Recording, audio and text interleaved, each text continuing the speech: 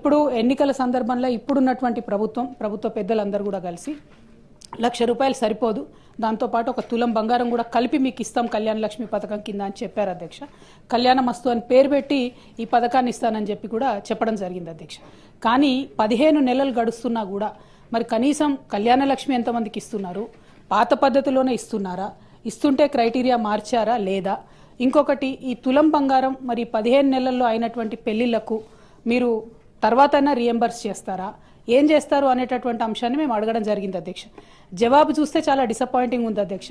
కళ్యాణ మస్తు పథకాన్ని కన్సిడర్ చేస్తున్నారా అంటే సింపుల్గా సాఫ్ సీదా కన్సిడర్ చేస్తలేము అని చెప్పి ఆన్సర్ ఇవ్వడం జరిగింది అధ్యక్ష.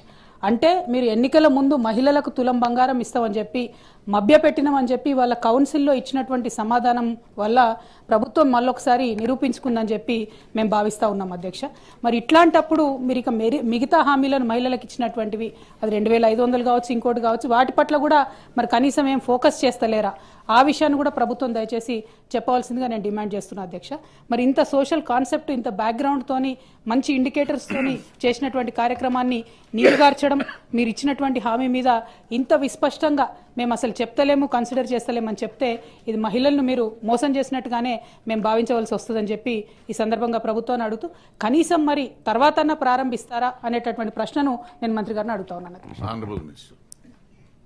సార్, గౌరవ సభ్యురాలు అడిగినటువంటి ప్రశ్నకు ఏ లేదండి, బి ఆ ప్రశ్న ఉత్పన్నం కాదు, సి ఆ ప్రశ్న ఉత్పన్నం కాదండి.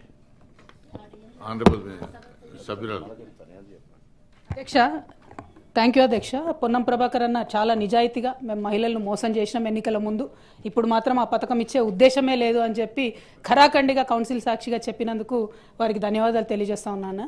కానీ ఈ రాష్ట్రంలో మహిళలు దాదాపుగా 51% పైచిలకు ఉన్నారన్న. మహిళలు మీరు చేసినటువంటి మోసాన్ని గమనిస్తున్నారు. ఖచ్చితంగా సమయం వచ్చినప్పుడు మాత్రం వారు జవాబు చెప్తారని చెప్పి చెప్పక తప్పదు అధ్యక్ష. ఎందుకంటే ఇంత మొహమాటం లేకుండా మేము ఎన్నికల వాగ్దానాన్ని చేయమని చెప్తున్నారు ప్రభుత్వానికి. కంగ్రాచులేషన్స్ కూడా ఈ సందర్భంగా తెలియజేస్తా ఉన్నాను.